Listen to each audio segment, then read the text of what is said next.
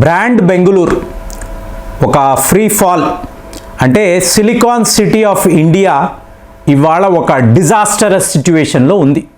Infra crisis అని చెప్పి మాట్లాడుతున్నారు. సో పరిస్థితి ఎక్కడ దాకా వచ్చింది అంటే బెంగళూరు బెటరా, అహ్మదాబాద్ బెటరా? సో మనం అహ్మదాబాద్ వెళ్ళిపోదాము.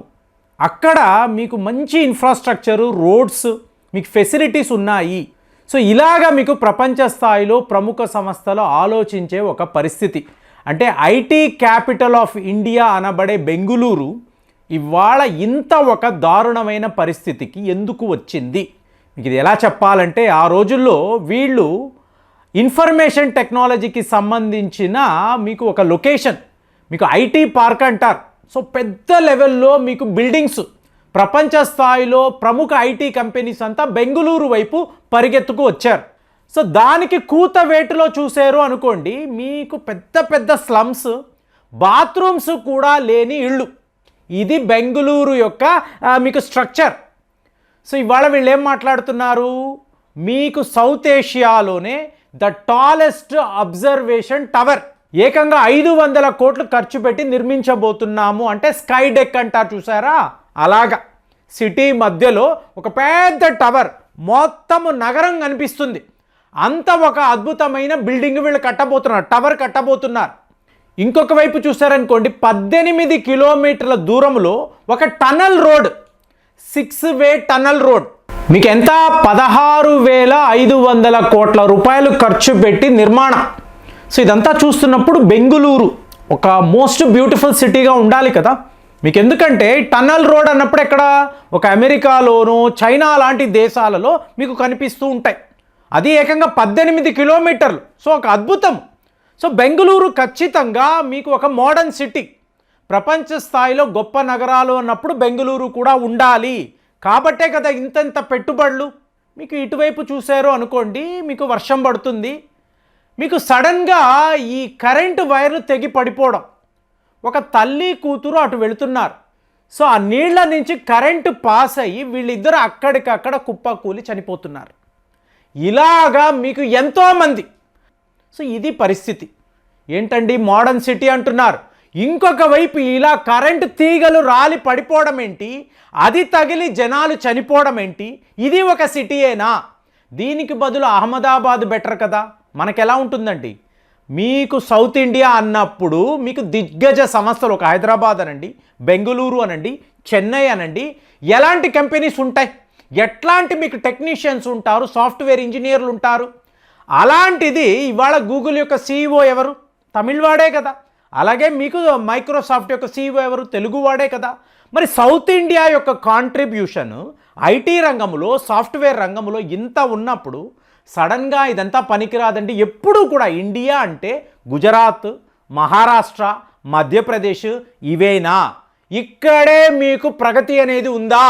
సౌత్ ఇండియాలో ఏం జరగడం లేదా? పదండి బెంగళూరుని వెకేట్ చేసి మనం అందరము అహ్మదాబాద్ వెళ్ళిపోదాము, మంచి సదుపాయాలు ఉన్నాయి, ఇలా మాట్లాడుతున్నారు. ఏంటి? బెంగళూరులో ఉండే మీకు చూడండి, ఇన్ఫోసిస్ యొక్క CFO ఇప్పుడు మోహన్ దాస్ పై అంటారు. ఆయన అంటున్నారు, DK శివకుమార్ని కలిసేమంటే డెప్యూటీ చీఫ్ మినిస్టర్, ఆయనే దీనికంతా కూడా రెస్పాన్సిబిలిటీ తీసుకోవాలి. ఆయన కలిసాము, ఒక రిప్రజెంటేషన్ ఇచ్చాము, మీరు ముందు బెంగళూరుని క్లీనప్ చేయండి, ఎక్కడ పడితే అక్కడ చెత్తా చెదారం, ఇది మాకు వద్దు. మనుషులు నడుస్తున్నప్పుడు ప్రాపర్ రోడ్లు ఉండాలి. అదే మీరు హైదరాబాద్లో చూశారనుకోండి, మీరు నడిచి వెళుతూ ఉంటారు, సడన్గా ఒక కారు వాడు వెనక నుంచి ఇంజన హారన్ కొడుతూ ఉంటాడు. మీరు తిరిగి చూసి ఏంట్రా బాబు నీ సమస్య అంటే తప్పుకో అంటాడు. మీరు ఎక్కడ తప్పుకుంటారు? అక్కడ పాత్వే అనేది ఉండదు. మీరు నడవడానికి పాత్వే అనేది హైదరాబాద్లో ఉండదండి, బెంగళూరులో ఉంటుంది. కానీ 20% మాత్రమే ఆపరేషన్స్లో ఉంటాయి, మిగతా అంతా కూడా ఎన్క్రోచ్మెంట్. హైదరాబాద్లో 100% ఎన్క్రోచ్మెంటే. ఈ వ్యాపారాలు చేసుకున్న వాళ్ళు, మీకు స్టాల్స్ పెట్టుకునే వాళ్ళు ఆక్రమించేస్తారు. మీరు నడవడానికి ప్లేస్ లేక మీరు రోడ్డు మీదకి వస్తారు. రోడ్డు మీదకి వస్తే ఈ కార్లలో వెళ్ళేవాళ్ళు, బస్సుల్లో వెళ్ళేవాళ్ళు అందరూ మీ వెనక నుంచి గట్టిగా హారన్లు కొడుతూ ఉంటే మీరు ఎలా వెళతారు?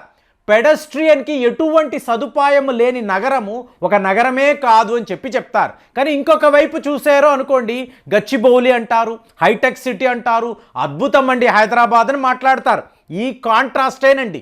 సో ఇప్పుడు మీకు మోహన్ దాస్ పై ఏమంటున్నారు అంటే, ఒక కామన్ మ్యాన్కి మీరు ఫెసిలిటీ ఇవ్వనప్పుడు దేనికండి ఈ నగరం? ఇప్పుడు ఇది ఎలా అంటారంటే, Bengaluru airport one of the best అండి, most beautifully maintained airports in the world అని చెప్తారు. మరి అదే బయటికి వచ్చారు, నడవాలి అంటే నడవడానికి ప్లేస్ లేదు. మీకు 60% ఈ సిగ్నల్స్ ఉంటాయి చూసారా, పని చేయవండి. అలాగే 40% బెంగళూరు రోడ్స్ పరమ చెత్త. అంటే ఇన్ఫ్రా క్రైసిస్ అనేది బెంగళూరులో కొట్టొచ్చినట్టు కనిపిస్తూ ఉంటుంది. ఇప్పుడు వీళ్ళు ఏం మాట్లాడతారు, మెట్రో వర్క్స్ జరుగుతున్నాయండి.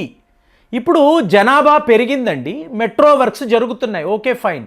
కానీ మీరు సిగ్నల్స్ ప్రాపర్గా మెయింటైన్ చేయొచ్చు కదా. ఇలాగ మీకు ఈ కరెంటు వైర్లు తెగి మీ మీద పడిపోయి మీరు చనిపోకుండా ఉండడానికి వాళ్ళని మీరు కాపాడవచ్చు కదా, ఇదంతా చెయ్యొచ్చు కదా. ఎందుకు చేయడం లేదు? మీకు ఇన్ఫోసిస్ యొక్క పూర్వ సిఎఫ్ఓ వెళ్ళి వీళ్ళు ఒక రిప్రజెంటేషన్ ఇస్తున్నారు, మంత్రి గారికి చెప్తున్నారు, మన బెంగళూరు అండి, ఇక్కడ పుట్టి పెరిగాము, ఈ నగరము బాగుండాలి అంటే తప్పకుండా చేద్దామండి, ఈ పాట్ హోల్స్ని అంతా కూడా మూసివేద్దాము, సిగ్నల్స్ని బాగు చేద్దాము, మంచి రోడ్లు వేద్దాము, ఇదే చెప్తున్నారు. సరే ఇది ఏమైనా పాలిటిక్సా?